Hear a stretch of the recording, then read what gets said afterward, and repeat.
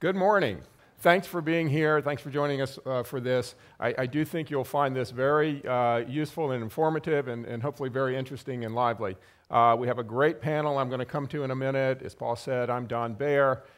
You might ask, what am I doing up here with a big worldwide survey and a conversation about millennials, an old guy like me? So first off, I am the father of 2 millennial sons, so I've had to understand a little bit about what that's all about. And one of the things we were talking about earlier, they're 4 years apart. I think you will see there's divergence even within this cohort.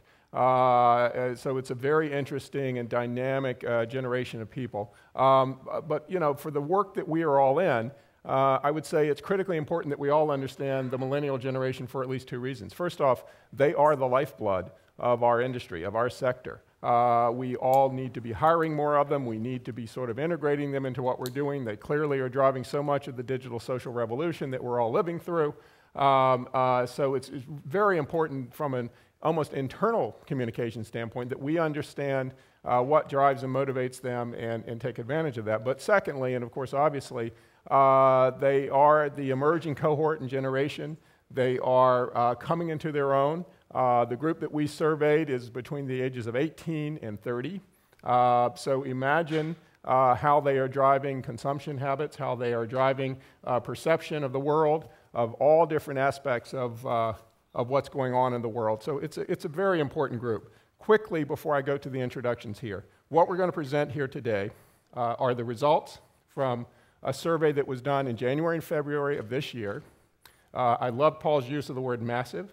It is, as best we can tell, the largest global survey of the millennial generation ever conducted.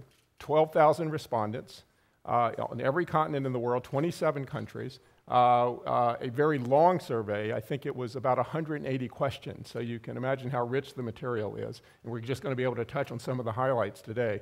And we have a wonderful panel to help us talk about and comment on what is in that survey. So I'm going to let them introduce themselves first, and then I'm going to come back and go through it. And I want to say first, before we go to the introductions, as Paul indicated, our partner in all of this, our client, has been Telefonica. Richard Poston is here from London. Telefonica has been a tremendous partner as we've done all of this, and we've had a great launch set of activities in the last almost 6 months now, starting with the Royal Opera House on June the 4th in London, where we had tremendous guests and great interest, but has really spread around the world at this point, and Richard will talk some about that in a minute. So we hope that this is research that's just not sitting there. We're actually making an impact with it, and it's beginning to help shape how people in governments and businesses and the NGO sector are beginning to think about the millennial generation. So with that, let me turn to the panel, let them quickly introduce themselves, and then we'll come back and walk you through some of the results. Richard. Thanks, Don. Hi, my name's Richard Poston. I look after corporate affairs and communications for Telefonica in Europe. Telefonica, as you will know, an international telco. We provide fixed, mobile, broadband, and IPTV services to 320 million clients globally. In Europe, that's just over 100 million that we look after. And obviously, the bulk of our clients are from Latin America, where the other 220 million come from. I think, as Don says, and he's done the intro from a millennial survey point of view, it's critical of our base, customer base. 90 million of our customers are 18 to 30-year-olds, so they are the adult millennials, if you like, and of our employee base, 30,000 are millennials. So understanding what inspires them, their hopes and fears, and how they see the future is critical for us from a business sustainability point of view. Hi, I'm Silvina Moschini. As many of the women here, I'm a multitasker. I'm a digital entrepreneur, co-founder of Transparent Business, a company that aims at making outsourcing transparently. Also a founder of Wiki Experts and Intuic. I'm also a contributing expert for CNN Español on digital trends and technology. Hi, my name is Fernando Vila. I'm the VP of Programming for Fusion, which is a joint venture between ABC News and Univision. It's a digital and cable network for young people in this country, sort of aiming at the young and diverse multicultural America. That's my day job. I also moonlight as the host of a weekly soccer show for Fusion, Sunday nights at 10. And how the hell I got that, I still don't really know. Hi, I'm Danny Lafuente. I'm one of the co-founders, the COO and CFO of the Lab Miami. Lab Miami is a co-working space. It's a shared office. We like to think of ourselves as an idea incubator. So we provide the space, provide the learning opportunities, access to mentorship and capital that millennials and entrepreneurs of all ages and all backgrounds can sort of take their ideas from that idea phase to fruition. Great, thank you. So, as I said, many implications and some impact out of this survey. One that I want to touch on quickly. As a result of this, I launched inside Burson-Marsteller a new reverse mentoring program. And so trying to lead the way on this, I have my own reverse mentor now. It's a fellow named Patrick Curley, who helps to run our digital and social activity. He and I have had some meetings. And the one thing I learned, among other things, out of that meeting was how to do a selfie. So there's a selfie of Patrick and me sort of out in the marketplace. But there's much more than selfies only there to hear. So again, as we said, this is the largest and most comprehensive survey ever done. Just to show you the map of where we were around the world. It was done as an internet survey, but where there was not great internet connectivity in some countries, we brought people in so that we could do a one-on-one survey with them. Here we go. All right, big key findings. So first, I think the stereotype of the millennial generation as being very self-oriented, self-focused, selfish, actually is disproved in this survey. Yes, they are focused on their own concerns and considerations, but what comes through loud and clear is their strong connection to technology, and their concern about whether or not technology's benefits are being shared equally around the world and up and down throughout their cohort, but also among many other people. So the role of technology, as you might imagine, is critically important to this generation. What makes them tick? Again, a group that's very concerned about the economy, but not just in broad terms. They're very concerned for their own sake. They're very concerned about what kind of careers they might have. They're very concerned whether or not, in fact, it comes through, they will ever be able to retire. There's a huge spike when you ask them, would you ever be able to retire based on what you can save during your lifetime? They have no conception of that. And if you think about this generation, since 2008, when we've been living through worldwide economic circumstances that have been at best sluggish and at worst crisis, they are growing up in that world. And so this is something that could have long-term implications. Opportunity, however, is something, again, they're young, they're optimistic, and where they look forward, and it's one of the reasons why we have some people on the panel here to talk about this, the sense of entrepreneurship, the sense that they actually can make a difference, that they can both in terms of social and economic needs where they live, but also in terms of being able to create value in businesses, they actually feel pretty empowered about that. And you'll see there's some skews depending on where they live. And finally, and very interestingly, when we looked at the data and cut it in many different ways, there is a group, it's about 11% worldwide, that we think of as the millennial leaders. They are people who are very comfortable with technology. They're very comfortable with the pace of change around the world. They believe that they can make a real difference in their communities and in the places that they're living. And they are very ambitious for the future and to succeed. And so there is a group that I think as we watch over the next several years that are these millennial leaders. And of course, because they're leaders, they're also, for purposes of what we all do, going to be perhaps leading in terms of how people consume, how people sort of embrace certain ideas. In fact, they will be the ones creating the ideas that people are embracing. So then to go into this, some data points that I think you'll find interesting. They are deeply, deeply connected, right? They're the smartphone generation. 76% of them around the world say they have smartphones. And you can see how that breaks down region to region here. And indeed, I think it's surprising to some people that some of the marketplaces that we're all in, smartphone technology has already begun to penetrate. That, as we know, is only going to grow very quickly. But that changes their relationship to information and how they actually go about embracing and understanding the world around them very much. They're always connected. There's been a lot of studies about how much television time, how much reading time, how much internet time. It's hard to imagine how much more time people can pile on top of their media consumption. But the consumption of the internet and being online and what they're doing is growing very, very quickly. And it's interesting that you can see it pretty evenly spread around the world in different marketplaces. A lot of implications for governments, for consumer brands, for all kinds of business interests related to all of this, of course. This one, I think, should be a bit of a shocker. Anyone who works for television businesses, and certainly those of us who work with and for print organizations, this confirms what many of them are worried about. But look at the skews here. This is where they receive their information and entertainment. So when they're looking for credible coverage of news, barely a third of them is going to television anymore. They're going to the internet. And for the entertainment piece, which of course the definition of entertainment is changing dramatically, as we know, but even with new programs and services that are coming forward even this week with Amazon bringing out scripted programming and certainly Netflix and the like, that change of mix is going to be creating dramatic shifts over the course of the next several years.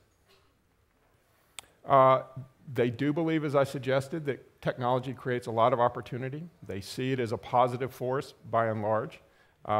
We did a lot of great verbatims where we got information back from them that it makes so many things, so many connections easier. But they are worried about this point of equalization. And there's a lot of concern in here about whether or not everyone is sharing in the benefits of technology. And again, this is coming from those who have the benefit of the technology and don't have the benefit of the technology, even though most of them were responding to us on the internet. This is one of the most interesting findings of all to me, the gender gap. And we're going to talk some about this. You see a definite difference between the way men and women respond to the idea and the role of technology in their lives, whether or not they are masters of technology or not, how they take to certain of the subject matters, their engagement in social and digital media. Randy Zuckerberg, of course, has talked about this and talked yesterday to the group about it, but here's the statistical evidence. And when you look at this first question, do they consider themselves on the cutting edge of technology? And the fact that, fully more than 10% more men than women around the world feel that way. When they talk about whether or not it's influential in shaping their outlook on life. Now, you can interpret that many ways, that's okay, but that's a very big difference. And so it does raise questions for public policy. It also raises questions for communications and media and the work that we're in. This is economically, as I suggested, there's some concerns. You certainly see here lower numbers in terms of whether or not their countries, their regions, their economies are on the right track, lower numbers than you would like to see from young people who typically are very optimistic about the future. But look at the numbers in Asia. And for that matter, look at the numbers in the Middle East and Africa, which are still not high enough, but are actually cresting higher than some of the more developed regions of the world. And so when you look at Western Europe and you think about what that means, and Richard thinks about this in terms of people's lack of optimism about their economic circumstances, that can have real impact. This is the point, and this is very personal to them. This is probably a very well-educated generation. We know it's a very well-connected generation in terms of technology, all of those things, but they are deeply, deeply worried about whether or not they're going to have a career, what it's going to turn into. And this is, there's a way to sort of measure intensity here. These are very intense feelings that they have. And so that suggests how much they are going to stick with businesses that invest in them, but also how much they believe they'll have the opportunity to be invested in. And so it changes the mindset as they go. But there is opportunity. This point about entrepreneurship, you see that they believe they have opportunities in the countries that they're in to basically create futures, not just for themselves, but for the people who will be touched by those businesses. And those are strong numbers. So those are the findings at the top line. There's much, much more here. You're going to be able to sort of access this online, and I encourage you to do it. I want to turn to the questions now so we have time to talk to everyone and also give you some opportunity to have the conversation. I'm going to go to Richard first. And Richard, why was this important for Telefonica? Why would Telefonica care about the millennial generation and want to engage in this study? Thanks, Don. Hopefully from what's just been presented, it's a fairly obvious leap to understand that if you're a telecommunications company responsible for rolling out networks, giving connectedness or connectivity to the global population, and investing hugely in networks, 4G, 3G, fiber, etc., then clearly you can see that the results are important for us to understand. I think, and Paul said it in the introduction, I mean, the summit has looked at future and what's happening. Without a shadow of a doubt, we are living through a digital revolution, digital and social revolution, which I think arguably will have a larger impact than the Industrial Revolution did of decades ago. We all know that it is fundamentally changing how consumers consume and communicate. It's fundamentally changing business models and how businesses operate today. It's breaking down the barriers for new global businesses to be set up using the internet. You saw on what Don presented, the ubiquitous use of smartphones, tablets, that connectivity. That enables people to set up businesses that a decade ago would have been unthinkable or would have cost 30 million euros or dollars or whatever to set up a business. So people can set up global businesses. And indeed, and we can see it and it's happening all the time, it is challenging traditional companies in their own business models. And if they don't move fast enough, if they don't really understand what is happening, then frankly they will go out of business. So from our point of view, there's a huge amount of change going on in telecommunications. Business models are changing.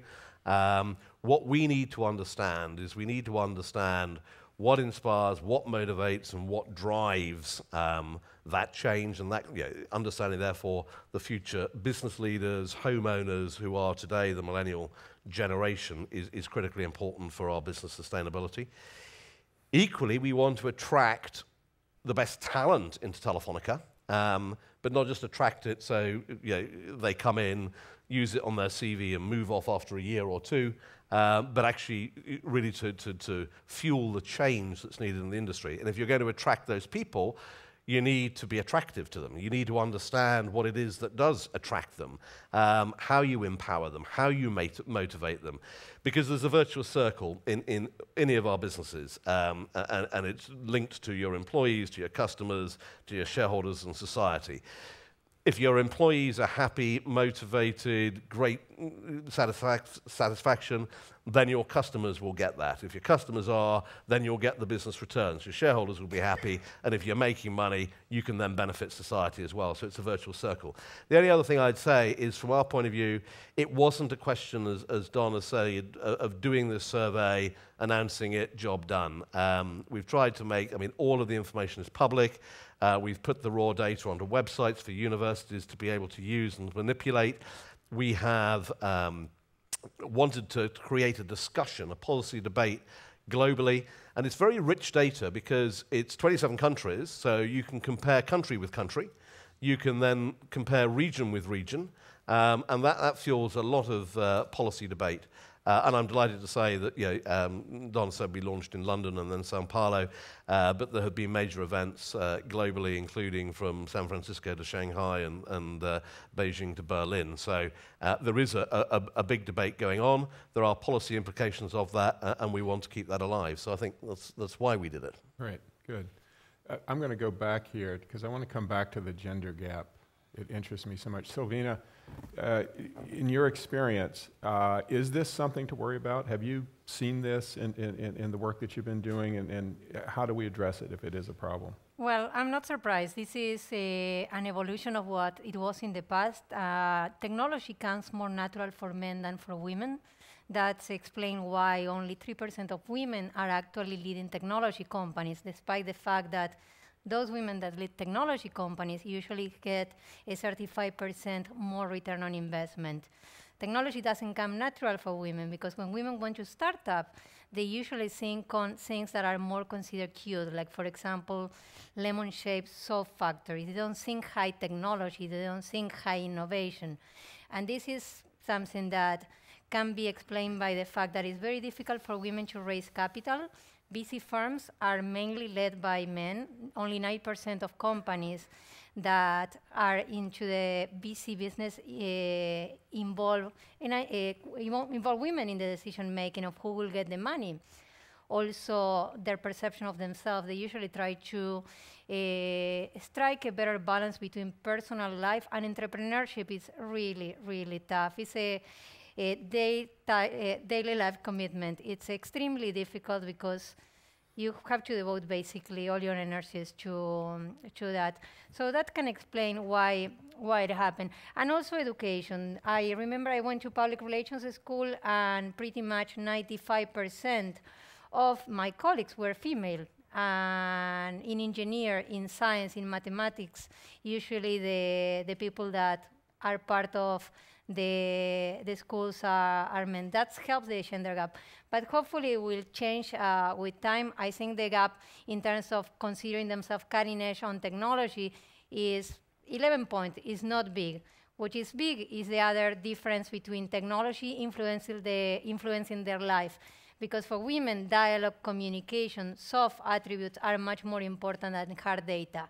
So technology didn't shape the life to many women. In my case, it did. I work on the digital consulting. I met my husband in Match.com, and I also do a lot of shopping on the internet, but it's an exception. Usually women are much more driven by soft social communication related or craft factors. So I want to ask the panel on this. And again, technology doesn't have to be central to everyone's lives. I don't think it's central to my life, although it's very important. But to the extent there are policy and consumer implications that come out of this, I'm asking the whole panel here, what can be done about it? Are there things that can be done that would sort of change this balance? Nando? That's tough. I mean, yeah, the sort of the stereotype of the Silicon Valley, tech guru is always a guy. There's, policy-wise, I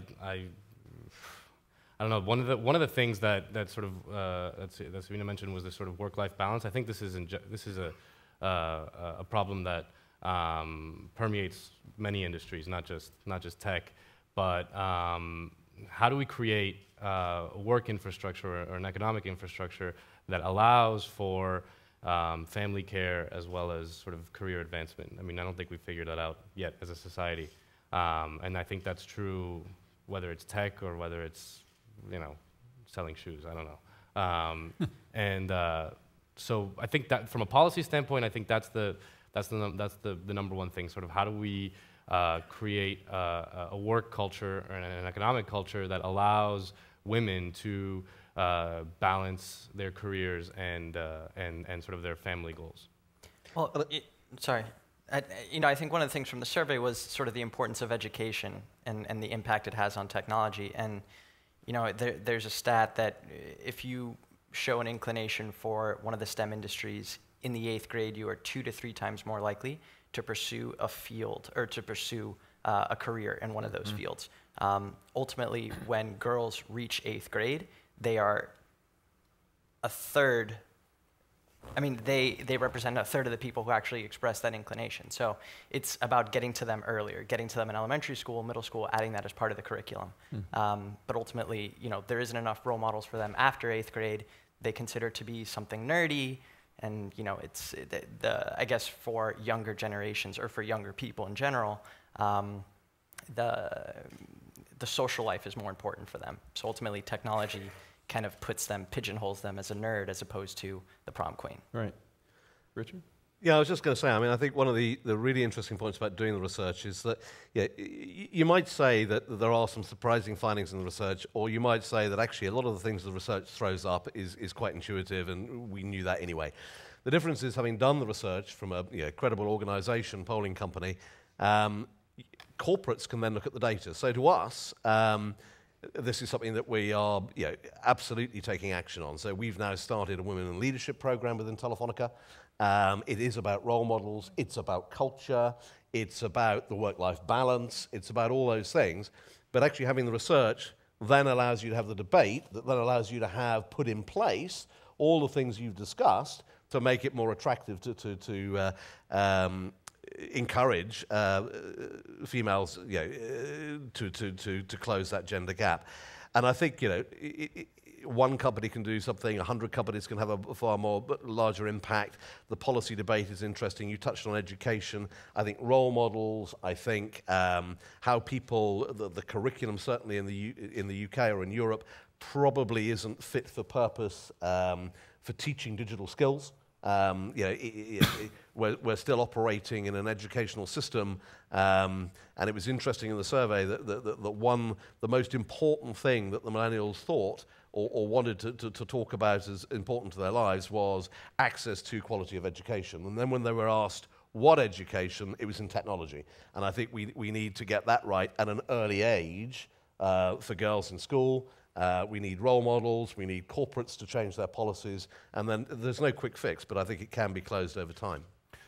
So, Danny, I want to come back to you. So you're an entrepreneur, and you run a lab that is helping to incubate entrepreneurs. So one of the really interesting tensions that we talked about here that is in this survey is, on the one hand, great insecurity, economic insecurity about what the future may hold for them, and on the other hand, a certain sense of optimism and a spirit, a can-do spirit, that we can create something for the future, and I can make that happen.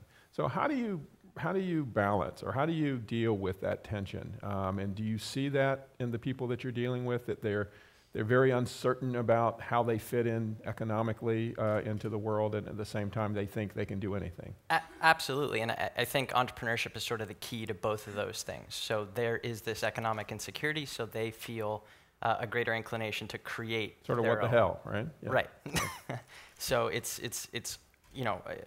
they see entrepreneurship as a way to provide that economic stability for them.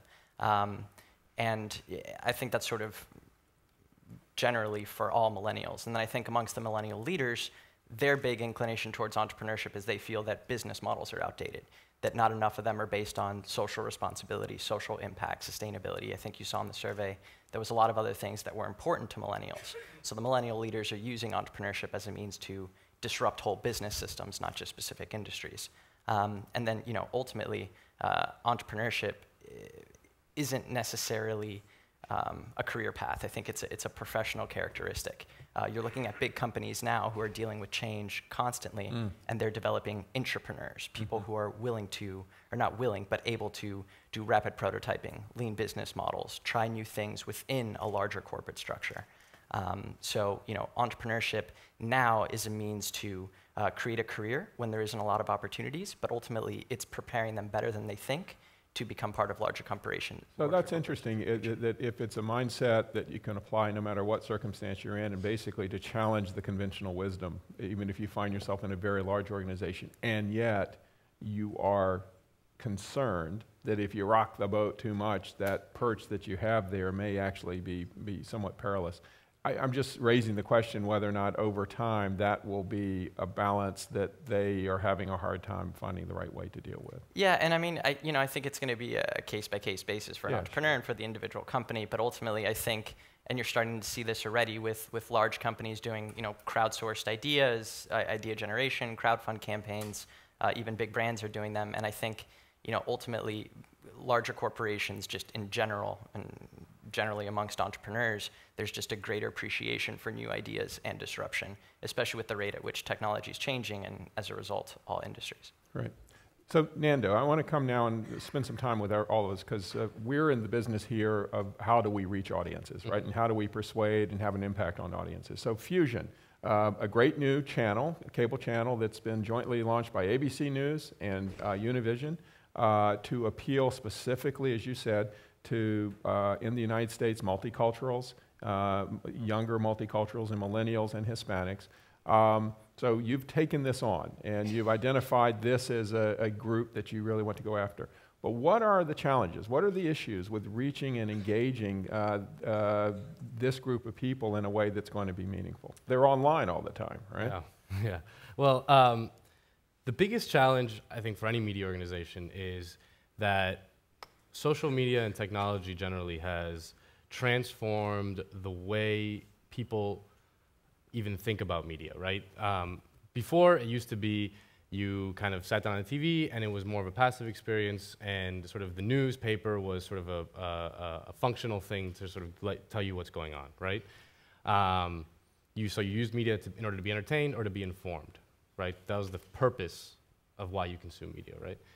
These days, that's changed dramatically for young people. They consume media as a form of self-expression, right? Social media has basically taken, the cliches of back in the day of like, the guy who had crazy hair in order to sort of, express himself or whatever,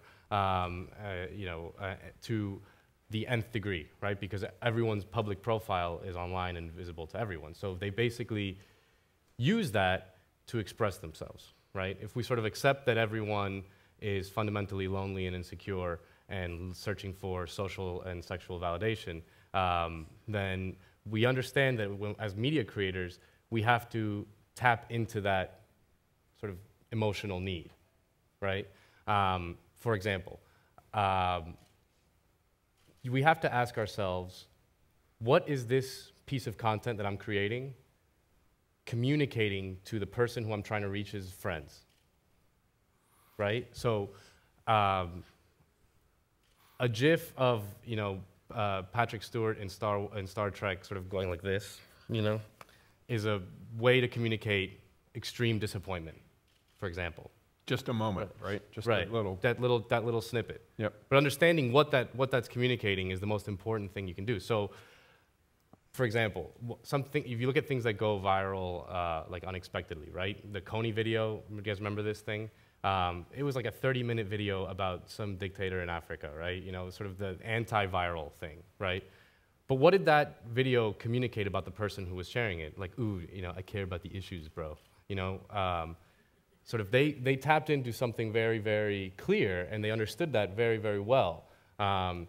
So as media creators, we have to change the way we think about the way we do news or entertainment or whatever, where it's not just how funny is it, how entertaining is it, how informative is it, or whatever. It's what it's saying to the person who I'm trying to reach as friends. And I think that's a very fundamental shift and very, very hard and difficult to understand.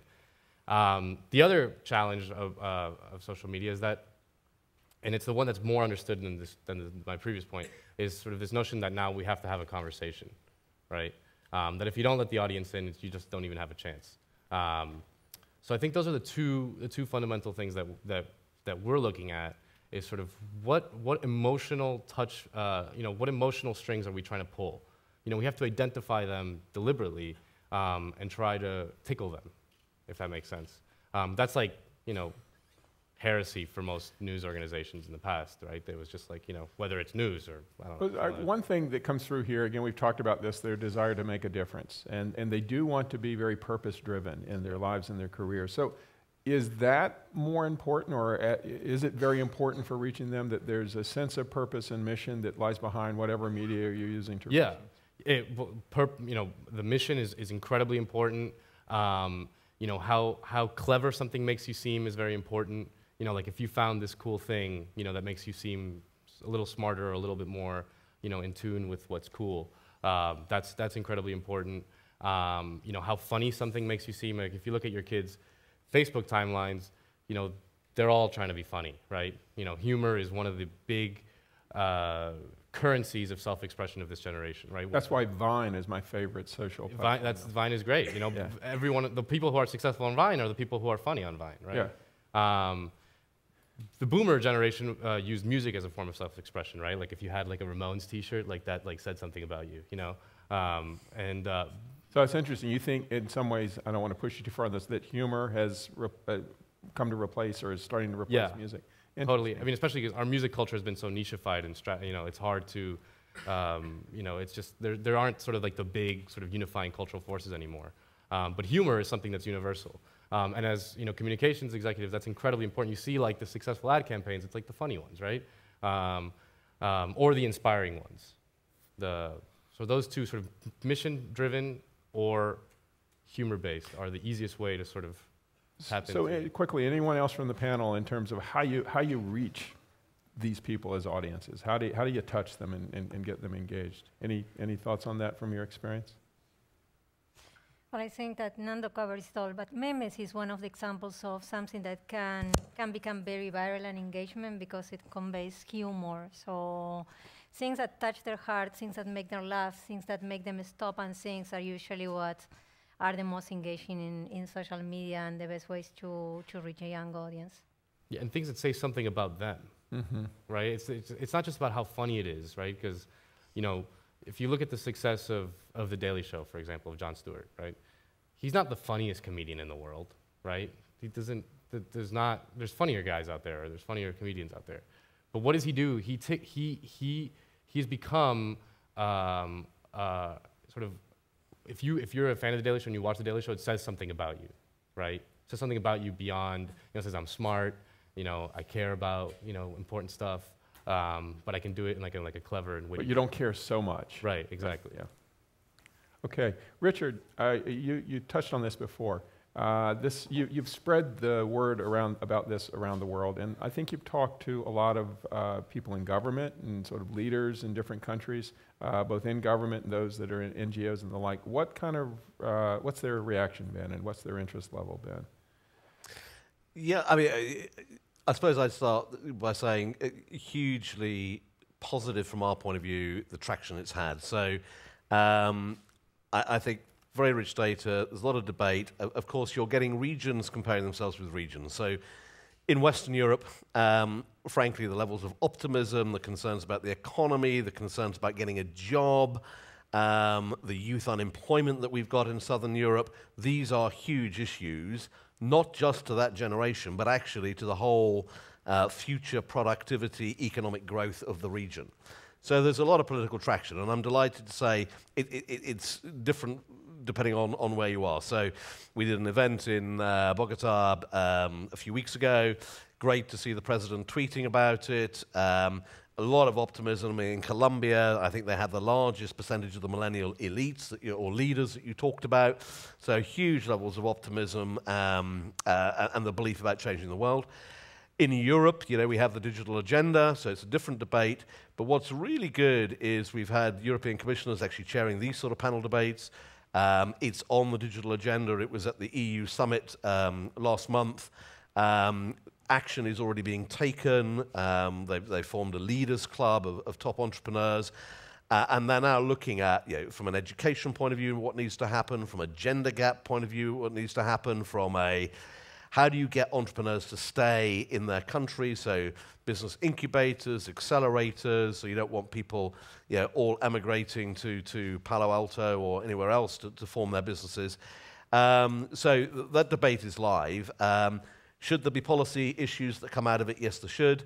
Do we need to continue the debate to get politicians to respond and react? Yes, we do. Can we rely on politicians to do it? No, we can't. I think that's got to be a combination of the public and private sector. But actually, I think we have to empower the young people to have the voice. Great. So we have time now for questions from the audience. I hope there are some. And please ask questions about the research and other aspects of it that haven't been talked about here. But does anyone have anything they want to raise? Right out here. Hi, thanks, guys. Question for Nando, sort of picking up on your whole sort of socialization of news, if you will. And, Sure.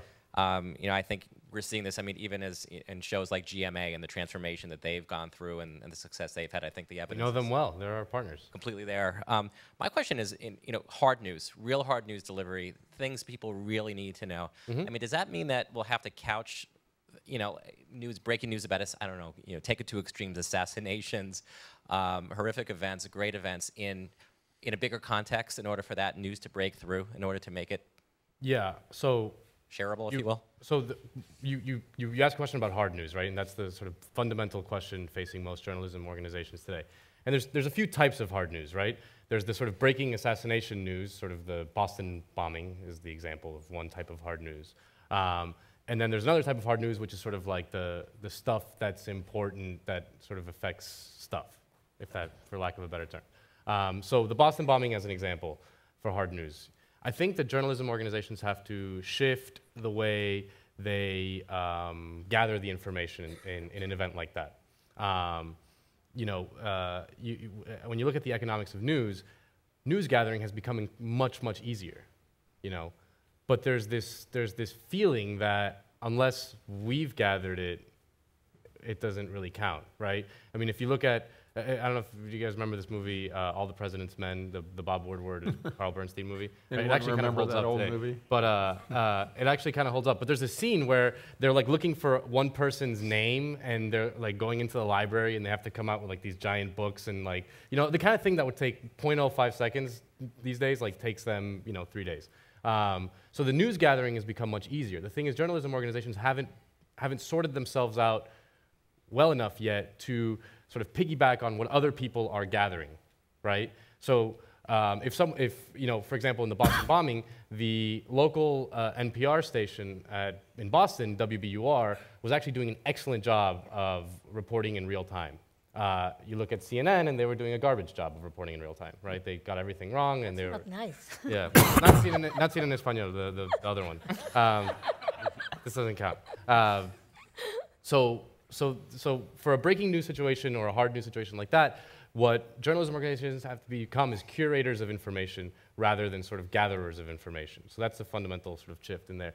And then the other kind of news is really all about context, right? It's sort of, you know, when you have to paint a picture of the world for someone, you know, the way you engage with someone is if you, you know, facts alone don't paint a picture. They're random data points in, you know, sort of a, and it's impossible for the normal person to sort of sort them out into, it's just impossible, even very, very educated people.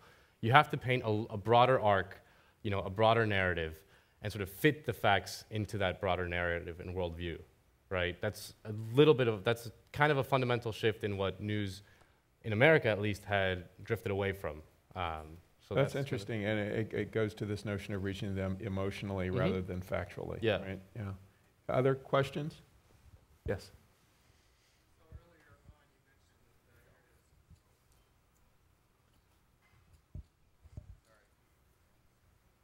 Earlier on, you mentioned that the internet is actually closing the gap and people are being able to understand each other.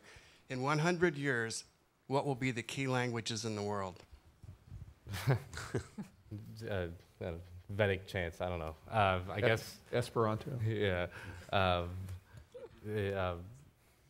mean, languages the way we understand them. I mean, I suppose English will still, you know, be important. You know, I lived in China for a while, and it's interesting. Chinese people pick a Western name, like at a certain point in their lives, like when in their 20s or something, especially if they work in anything beyond sort of an immediate Chinese thing, like, you know, Kevin Ross, and like they'll make it up, and they just, you know, like it's interesting that you know, when people speak about like the importance of learning Mandarin, and it's important because in order to do business in China, you have to know Mandarin very well, but like sort of in the global world, Chinese people are much more focused on learning English. So I suppose English. I think the language of technology as well. I mean, you know, you might not be able to understand something from one language to the other, but now everyone recognizes the @ handle, right, for a Twitter handle or a hashtag. Or an emoticon. Yeah, No, I would agree with Danny. I mean, one hopes it's English. Otherwise, I've got a problem. Well, 100 years from now, it won't bother 100 years from now, it won't matter. But I mean, I think on a serious note, the fourth literacy is absolutely the digital literacy. And it's my point about education. So we can teach reading, writing, arithmetic, if you like, but it's about, if you do not understand coding, you will have a real problem. So I think the fourth literacy is digital, because it's not about a generation of web users, it's about a generation of web makers. And if you do not understand the coding and how you operate in that, I think you're going to be hugely challenged. Yeah. Yeah. Others? No. Oh, here's one. Good.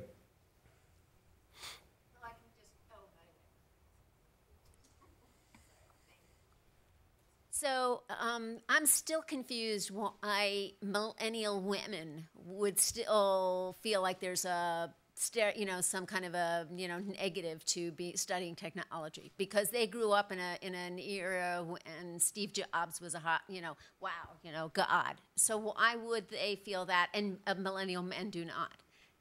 I don't really understand the points you were making about that. It doesn't make sense to me. Right. So, I mean, I guess, here in the U.S., things might be a little bit different because technology is sort of vastly penetrated and omnipresent. But if you look at some of the other, findings in the survey, one of them in particular that I thought was interesting was being on the sort of cutting edge of technology.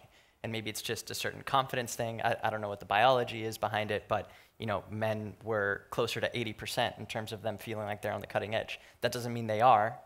Doesn't mean they aren't. They feel like they are, whereas women trailed in terms of that confidence level of being at the cutting edge of technology. And it's sort of that confidence level in middle school during these adolescent years where they are losing interest in STEM. So my original point was simply to reach them early, reach them in elementary school and in middle school. And I think that's true, but I just, I would think with my generation, I would totally think that this would be true, that women would maybe take, that because we just were not brought up with technology.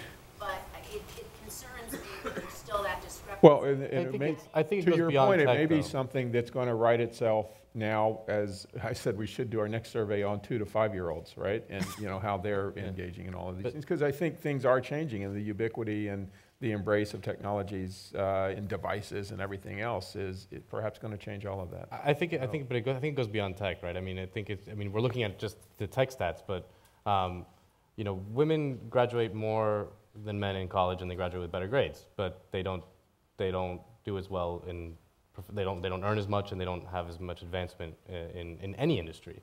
There's not a single industry. I mean, outside of like porn, so.